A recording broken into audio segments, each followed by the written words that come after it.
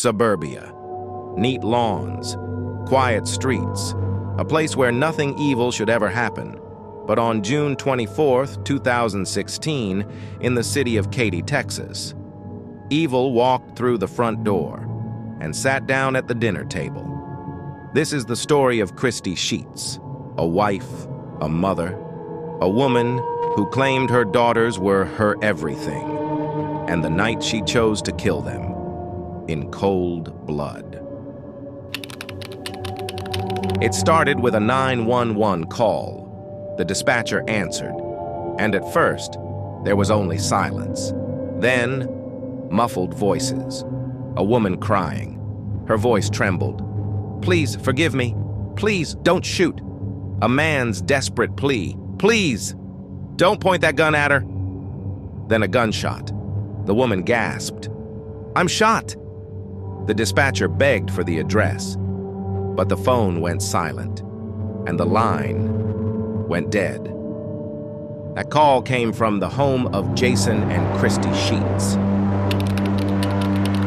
Jason and Christy were childhood sweethearts from Alabama. They married, moved to Katy, Texas, and raised 2 daughters. Taylor, 22 years old, engaged, full of life. Madison, just 17, a high schooler with her future ahead of her. On Facebook, they were the perfect family. Tributes, smiles, family photos. Christy often wrote about her girls, calling them her everything. But behind that image, fractures were spreading. In 2012, Christy's beloved grandfather died. 2 months later, her grandmother was gone. From that moment, something inside her began to break. She spiraled into depression. She drank heavily. She attempted suicide 3 separate times. She was admitted into psychiatric hospitals.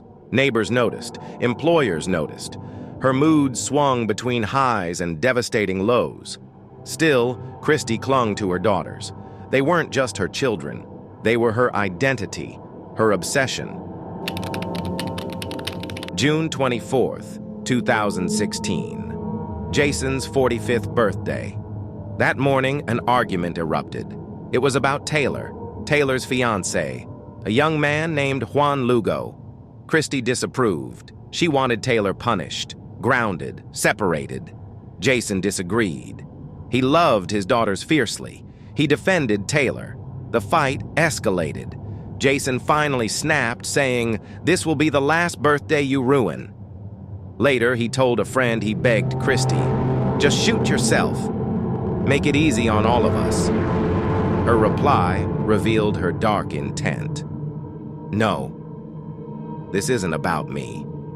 This is about punishing you." That evening, Christy called a family meeting at the dining room table. Jason and the girls assumed it would be about divorce, but hidden beneath the table was a revolver, a .38 caliber handgun, a gift from her grandfather, and in Christy's hands, the weapon of revenge. She pulled the gun.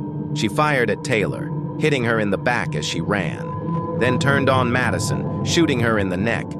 Jason dove behind the couch, then bolted with his daughters out the front door.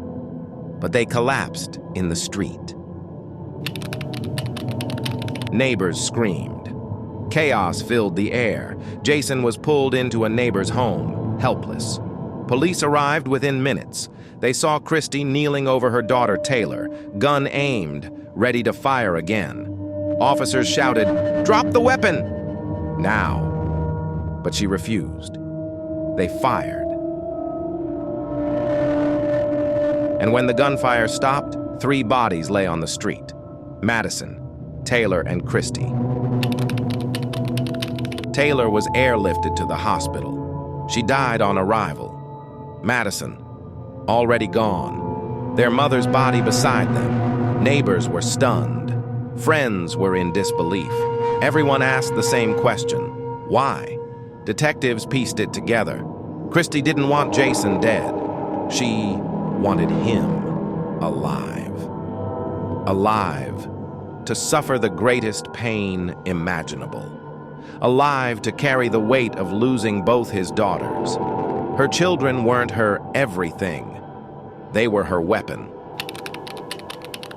The quiet street of Katy, Texas, turned into a war zone. 2 daughters, gone. A father, broken forever. And a community, left to ask how love could become so cruel.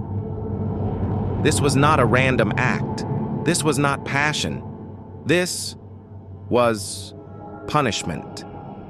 And the name remembered is not the daughters who should have lived, but the mother who chose to destroy them. This is the story of Christy Sheats,